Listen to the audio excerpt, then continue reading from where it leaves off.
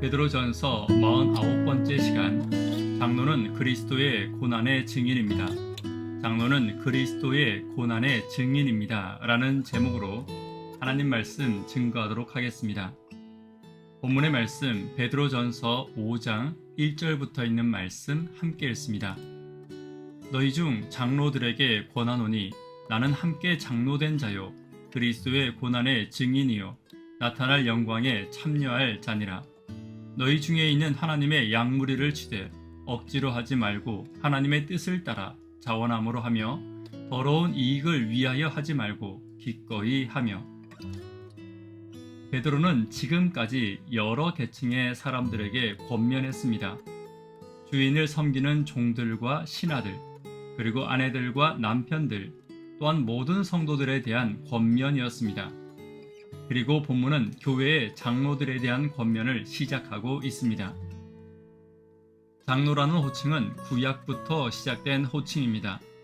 구약에는 주로 나이가 많은 연장자를 부르는 것으로 시작되었으나 점차 직분을 나타내는 호칭으로 바뀌게 되었습니다.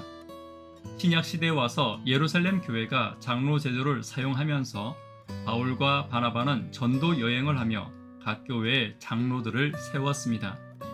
따라서 장로 제도는 예루살렘으로부터 시작해서 각 교회로 여러 지역으로 번져 나간 제도입니다. 특별히 장로는 때때로 감독과 같은 의미로 사용되면서 신분적인 측면과 직분적인 성격도 함께 가지게 되었습니다. 이와 같이 장로는 교회의 영적인 지도자로서 교회를 섬기는 것을 감당하는 자들이었습니다. 그렇다면 오늘날에도 교회의 영적인 지도자들이 있습니다. 장로뿐만 아니라 교회의 영적인 지도자로 부름받은 성도들에게 주께서 원하시는 것이 무엇인지 본문을 통해 함께 살펴보도록 하겠습니다. 첫 번째는 그리스도의 고난의 증인이 되어야 합니다. 1절입니다. 너희 중 장로들에게 권하노니 나는 함께 장로된 자요 그리스도의 고난의 증인이요 나타날 영광에 참여할 자니라. 영적인 지도자로서의 장로의 자격을 베드로는 이야기하며 자신도 장로의 자격을 가지고 있음을 이야기합니다. 그 첫 번째가 그리스도의 고난의 증인입니다. 이것은 베드로 자신이 직접 그리스도의 고난을 지켜본 사람이라는 뜻과 그것을 증거할 책임을 부여받은 사람임을 의미하고 있습니다.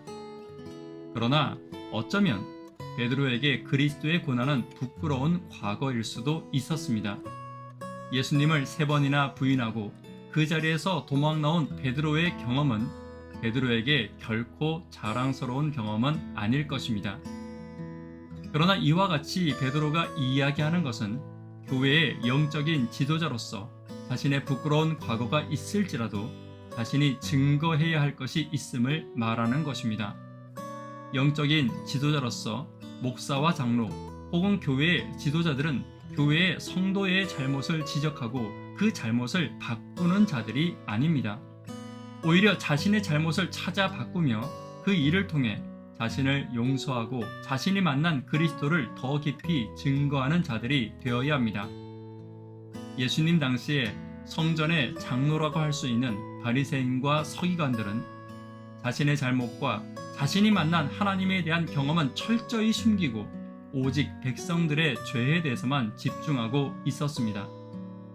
베드로는 영적인 지도자로서의 자신의 일과 자신의 자격을 나타내며 이러한 바리새인들과는 다른 특징을 분명히 하고 있었던 것입니다. 오늘 지도자로 부름받은 성도들이 있습니다. 가정에서, 교회에서, 어디에 있든지 타인의 잘못을 바꾸는 자들이 아닌 내 잘못을 먼저 바꾸고 내가 나타내야 할 것은 오직 그리스도의 고난과 그 증거임을 결코 잊지 않는 저와 여러분 되기를 간절히 바랍니다. 두 번째는 하나님의 뜻에 합당한 열심을 가져야 합니다. 2절입니다. 너희 중에 있는 하나님의 양 무리를 치되 억지로 하지 말고 하나님의 뜻을 따라 자원함으로 하며 더러운 이득을 위하여 하지 말고 기꺼이 하며. 우리가 맡고 있는 양은 하나님의 것입니다. 결코 맡겨진 양을 내 것으로 생각해서는 안 됩니다. 베드로는 내가 섬기는 양은 내 것이 아니며 내가 섬기는 양을 위해 내가 가져야 할 태도에 대해서 두 가지를 말하고 있습니다. 그 첫 번째가 자원하는 뜻을 가지라는 것입니다. 특별히 번역에서 생략된 부분 중에 하나가 하나님의 뜻에 합당하게 자원하라는 것입니다. 따라서 자원하여 일할지라도 그 뜻이 하나님의 뜻에 합당한 것인가를 항상 돌아보라는 것입니다. 이것은 교회의 지도자들의 열심이 인간적인 열심이 아닌 성령께서 주시는 마음의 열심이 되어야 함을 나타내고 있는 것입니다. 인간적인 열심이란 인간적인 충동이나 인간적인 생각 그리고 자신의 자랑을 위해 일하거나 행동해서는 안 된다는 말입니다. 어떤 성도들은 여러 가지 합당한 이유를 대며 마치 자신이 희생하는 것과 같이 말하고 행동할 때가 있습니다. 그러나 자신이 스스로 자신을 희생한다고 말하는 것은 결코 예수님을 높이는 것은 아닙니다. 베드로는 자원하는 마음을 말하며 이것은 자신이 원하는 마음, 즉 자발적인 마음보다는 주께서 원하시는 마음과 행동임을 분명히 하고 있습니다. 오늘 주께서 원하시는 겸손과 섬김의 마음을 자원하는 예수님의 마음으로 가지는 저와 여러분 되기를 간절히 바랍니다. 세 번째는 하나님의 일을 즐거워해야 합니다. 베드로 당시에는 장로의 직분을 가지고 있는 자들에게 일정한 보수가 있었습니다. 그러므로 특별히 베드로는 교회의 지도자들이 일하는 목적이 자신의 이익을 위해서가 되어서는 안 됨을 말하고 있는 것입니다. 교회를 섬기는 자들이 교회를 섬기는 이유는 오직 그리스도 때문이 되어야 합니다. 그리고 그들의 본분은 성도를 섬기는 것이 되어야 하며 성도를 섬기는 일이 그들에게 즐거움이 되어야 합니다. 성도를 섬기는 직분을 맡은 자들이 성도를 지도할 수도 있고 영적으로 권면할 수도 있습니다. 그러나 그 일이 그들의 1차적인 일은 아닙니다.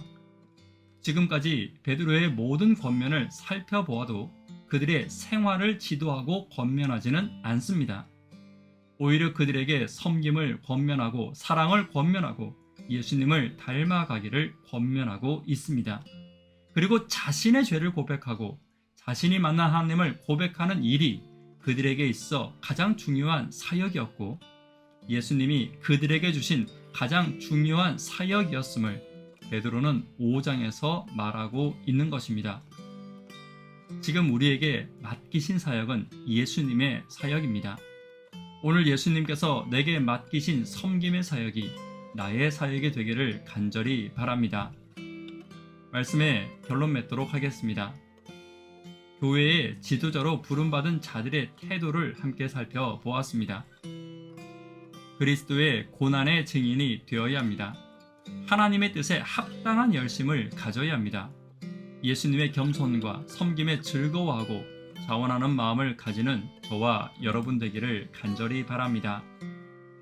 기도 제목 함께 나누도록 하겠습니다.